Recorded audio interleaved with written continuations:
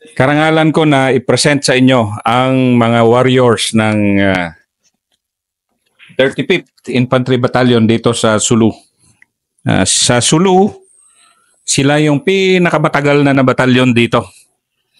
And much of yung kapayapaan dito na natatamo ngayon dito sa Sulu ay dahil sa pagod at hirap at minsan dugo ng mga makamandag troopers ng 35th. So ikukwento nila yung mga war stories nila dahil ipapakita natin na sa kapayapaan na natatamo ngayon ng Sulu ay mas maraming gulo at away at barilan at maraming buhay yung naibuwis. So, si SM Sergeant Major Perfecto Salvador ang manguna na magkwento ng kanyang karanasan na hindi makakalimutan dito sa Sulu. Good day. I am Technical Sergeant Perfecto si Salvador Jr., 836519, Ordnance Service, Philippine Army. Since 2006, ang batalyon ko po ay si Lieutenant Colonel Pablo Lorenzo, Infantry JC, Philippine Army. Dati dito sa Sulu, nakasanayan pa yung mga kidnap at nagkataon ng na kami po ay nagruruspindit sa mga nabibihag dito sa Sulu. During conducted operations led by our battalion commander, mga ilang araw or weeks na abot po kami ng mga ilang linggo sa bundok na naghahanap sa mga hostage. Sa kasalukuyan na paghahanap namin ng mga hostage, hinagalugad namin ng buong Patikul at saka palipat-lipat kami kung saan nila dinadala through information sa mga kasama rin namin na kung saan na dinala yung mga hostage. Tapos mga ilang araw pumunta na naman kami ng barangay Patikul. Doon na naman kami na nag-establish nag-conduct ng offensive operation para mahanap namin yung mga nakidnap. Pero patuloy pa rin na hindi namin nahanap hanggang umabot ng halos isang buwan na naglalakad kami sa bundok.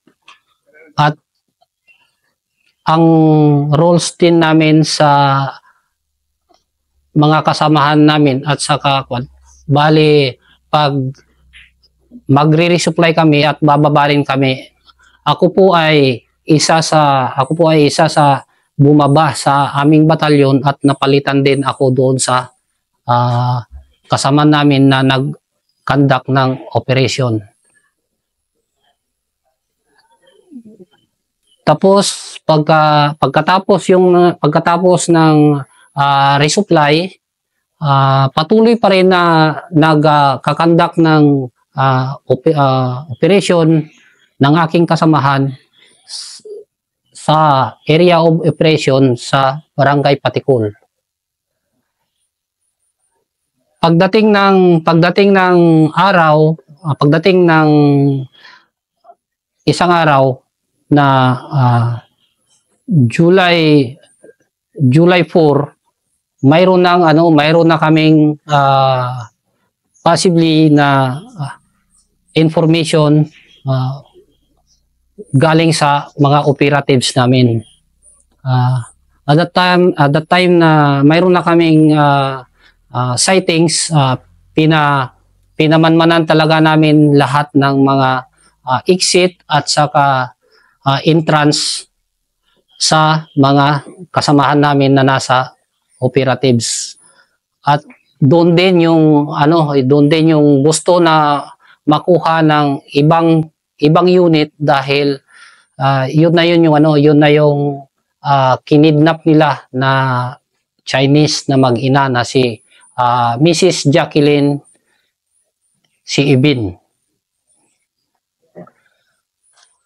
Pagdating ng July 6, 2006, mayroon na kaming lead dahil ito po ay galing sa aming kasamahan na nasa operatives.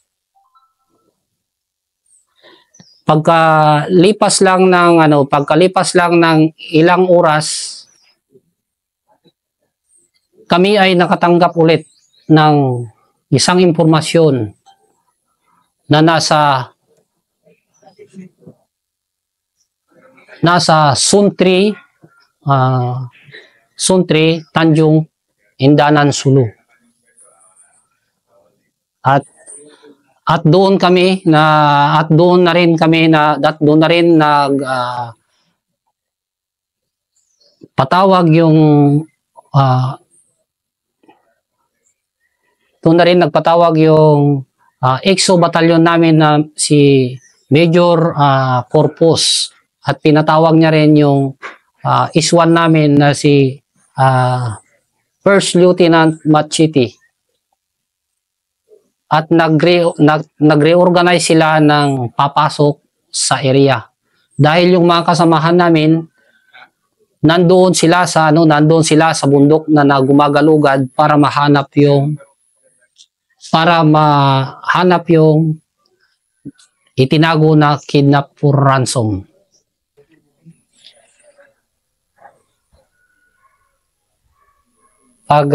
Pagkalipas lang ng mga ilang oras,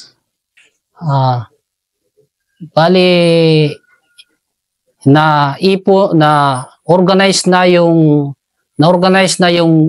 one team na papasok sa area, at nag-organize ulit ng isang blocking para kung maka-exit yung kalaban kung sakali na mayroon pa ring makakahagip doon sa area para hindi makalabas at makuha namin yung kidnap for ransom.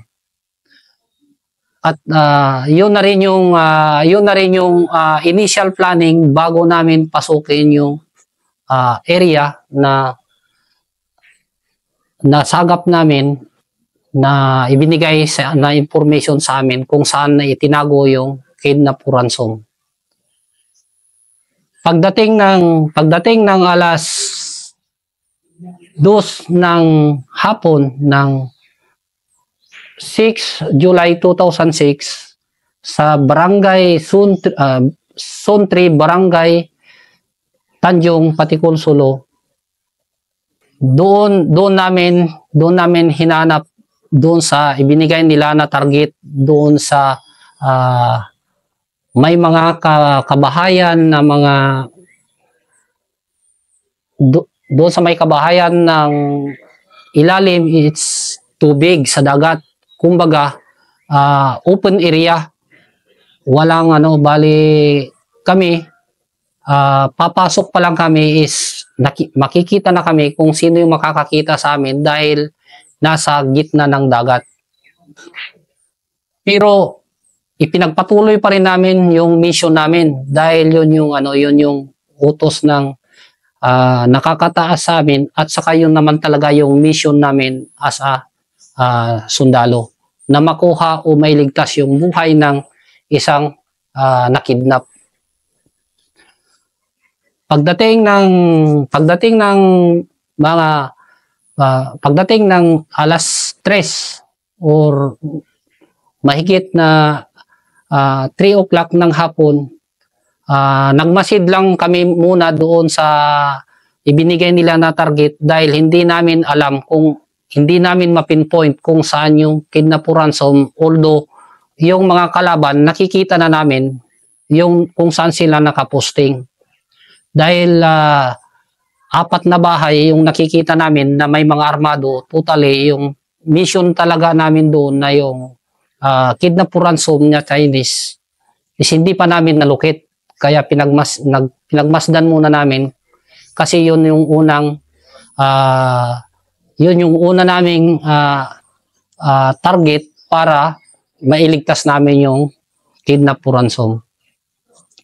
Sa kabutihang palad, pagpasok na namin talaga doon sa area, yun na, nagkaputukan na. Doon wala nang naiwan doon sa tulay. Napunta na kami, tumalon na kami lahat sa tubig. Tapos yun na, parpait, hindi namin alam saan na galing yung putok dahil dito kasi sa area ng Sulu, although ang estimate mo more or less 50 or 30, pero pagdating ng putukan is marami talaga dahil yung nakasanayan dito na may yung sinasabi nila na pinta kasi. Pero hindi naman kami pinanghinaan ng loob na pumasok dahil nagpursige talaga yung platoon leader namin na si First Lieutenant Machiti. Siya yung ground commander namin at saka yung batalyon EXO namin, siya yung blocking namin doon sa palabas sa Tanjung. Pagka-encounter namin is nakita na namin talaga na mayroon na kaming body count kasi nahulog na yung kalaban doon sa tubig. Patuloy pa rin penetrate kami para makuha na namin yung magandang posisyon para makuha namin na buhay yung nakidnap. Ibinigay din ng at naibigay din yung pagkakataon sa amin na malakas talaga yung ini-encourage din kami talaga na isinisigaw din yung mga squad leaders namin at saka yung platoon leader namin na kukunin namin yung magandang posisyon para sa ganun makukuha namin yung location at maganda at mapalapit kami doon kung saan nila itinago yung kidnap for ransom na si Mrs. Jacqueline Ibin. Pagdating ng 1 hour and 30 minutes na fight namin, doon na namin nakita kasi unti-unti na umatras yung mga kalaban. Although nakita namin talaga na may apat na kami na body count na nahulog na doon sa dagat. At nakita ng kalaban din yung mga kasamaan nila na nandun na lumulutang sa dagat. Yun unti-unti silang umatras. At doon din namin patuloy na hinanap kung saan talaga nakatago na bahay yung kidnap for ransom. Pagdating ng pag-clearing namin, kasi i-clear muna namin yung area bago namin papasukin yung kidnap for ransom. Dumating din, nag-response din agad yun yung CEO ng Charlie Company na si First Lieutenant Moises. Tapos yun na rin yung patuloy kaming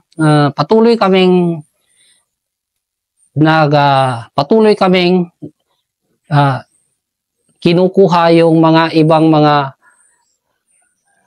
wounded nila. Nire-recover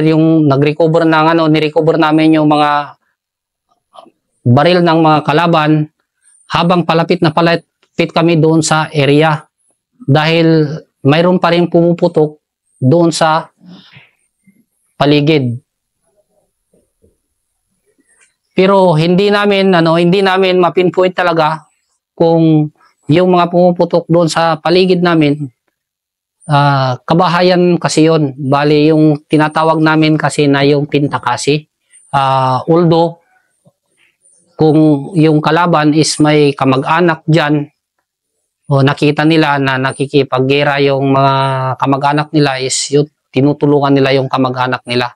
Dahil nakikita nila na sumusugod ng mga sundalo.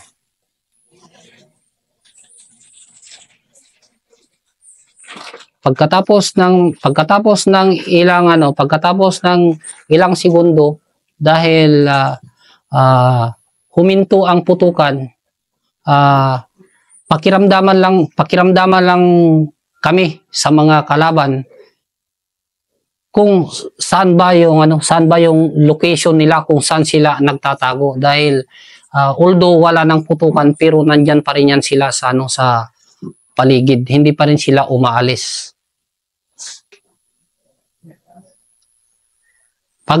Pagdating ng pagdating din yung CEO ng Charlie Company namin,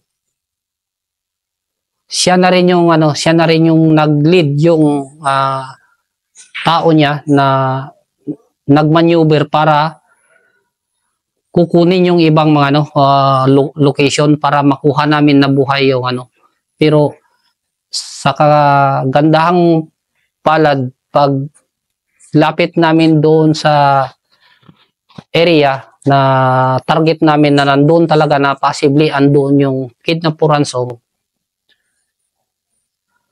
is nakuha namin, pero nakatali talagang tinalian nila yung kidnap for ransom, tinalian ng kamay, tinalian ng paa at sa kabaywang. Yun na rin yung pagkakataon namin na nakuha na buhay. At marami pa sila yung mga IED na yun yung hindi kami basta-basta na makapasok, dahil yun na yung nakita namin yung area nila na marami talagang mga IED sa mga location ng kalaban. Kasi yun yung panlaban nila sa amin, na kung sakaling papasok kami is doon kami makakaswalty. Pero pasalamat din kami kasi ginaid din kami ng Panginoon, dahil hindi kami talaga pinabayaan na kami ay mabawasan, kundi ang kalaban talaga yung nakuha namin nakuha namin yung 4 na kalaban, at nakuha rin namin ng buhay yung kidnap for ransom na si Mrs. Jacqueline Sibin. Gaano ka delikado yung ganun na, alam nyo, maaring, kasi kung mamatay yung hostage, talagang failure talaga, di ba? Gaano ka delikado sa inyo yung ganun na atake, tapos alam nyong dala-dala nila yung hostage? Sa amin, delikado talaga yun na move, pero iniingatan din namin yung kalagayan ng hostage, dahil yun talaga yung mission talaga namin, na may salba na buhay. At nagtagumpay nga kayo. Nagtagumpay nga ang 35th. Talaga na may isalba ang buhay na isang hostage. Nung kainitan at kapanahunan talaga ng hostage taking dito sa Sulu. Nagtagumpay kami na naisalba ng buhay yung isang kidnap for ransom. Subalit may sugat lang, dahil doon lang sa ginawa ng mga kalaban, dahil may taga siya, pero although naman na hindi naman talaga pero kung siguro nagtagal pa yung panahon na yun na hindi namin na-rescue, baka yun yung cause na ikamamatay yung hostage taking. SM, napakalaking accomplishment nyo yun, kasi kayo talaga yung nandito noon, na mula noon hanggang ngayon. Ngayon, SM, na mapayapa na yung yung Sulu. Maaari mo bang ikwento yung mga challenges na hinarap nyo pa, kahit hindi na gera-gera, na para lang magtagumpay kayo dito sa Sulu na, yun nga, ang tagal-tagal nyo dito. Sandali lang, ilang taon lang kayo sa Lanao, pero bumalik din kayo dito kasi itong 35th, talagang kayo yung kayo yung talagang pinaka-solid dito sa Sulu. Yan si Banakon. Si 35th. Kaibigan at kilala ko si Sir Paul Lorenzo na dati nilang idol na commander. Pero SM, pwede mo bang isa-isahin din yung mga napagdaanan nyo pa ng mga hirap dito para marating nyo itong ngayon? Yung, kahit hindi encounter, yung paano anong pinagtulungan nyo rito para ma-establish yung kapayapaan dito sa Sulu? Sa amin, bilang isang sundalo na kami ay tumutugon ng mga pangangailangan ng mga taong bayan dito sa province of Sulu. Unang-una, dyan naman talaga natin ipapakita sa mga sibilyan ang napakahalaga nito ay ang disiplina. Kung paano natin ipakita sa mga sibilyan para mabago ang tingin nila sa mga sundalo noong unang panahon, na kung iba man yung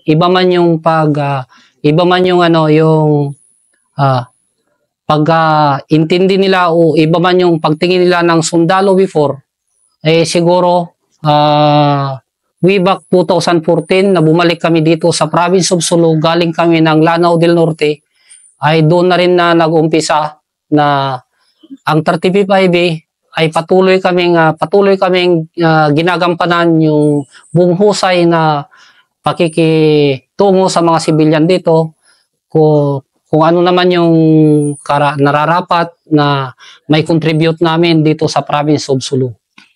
SM, pwede bang ikwento mo ng kaunti itong Patikul? Kasi nandito kayo. Kumbaga, napaka-solid nito, napakahirap nyo rin kinuha yung loob ng tao dito. Kumbaga, yung war story mo, kinento mo kasi yung gera-gera na yon, kasi doon kumikita ng pera noon ng Abu Sayyaf. At nandito tayo sa sentro ng Abu Sayyaf, sa Patikul.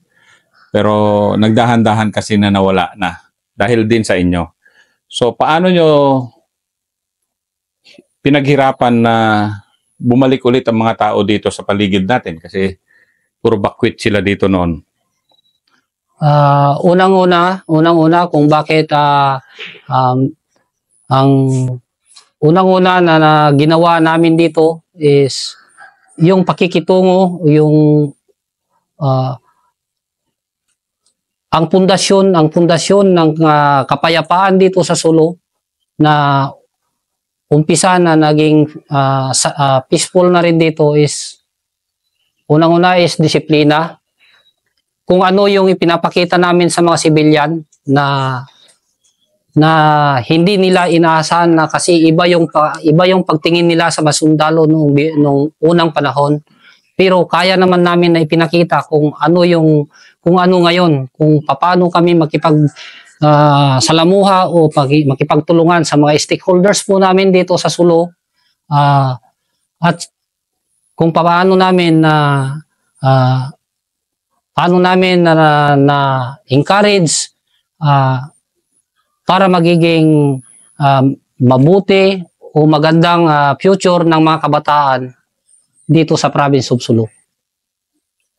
Ngayon, SM, parang kayo ngayon dito, parang stable na. Ramdam ko dito na yung nakangiti na yung tropa. Dati kasi pagod na pagod kayo, paggugwardya na lang. Di ba, na-involve din kayo sa paggugwardya dati dyan sa Hulo Cathedral nung Ikwento mo nga, SM, yung hirap din ng 35th IB nung yung nag-bombing dyan sa Cathedral. Ang hirap ng mga panahon na yun, di ba? Di sa inyo? Way back 2018, 19, yung bombing sa sentro ng Hulo, napakahirap yung buhay ng sundalo dahil gabi, araw, talagang nagjo-duty sa sa bayan. Bali wala talaga yung walang pahinga. Kumbaga, duty mo ngayong gabi. Lilipat ka na naman ng area kung saan na naman kayo ililipat para magkaroon lang ng magandang posisyon or yung strategy ng mga sundalo para ma-overcome hindi basta-basta makapasok o masingitan ng mga kalaban itong sentro ng Sulu.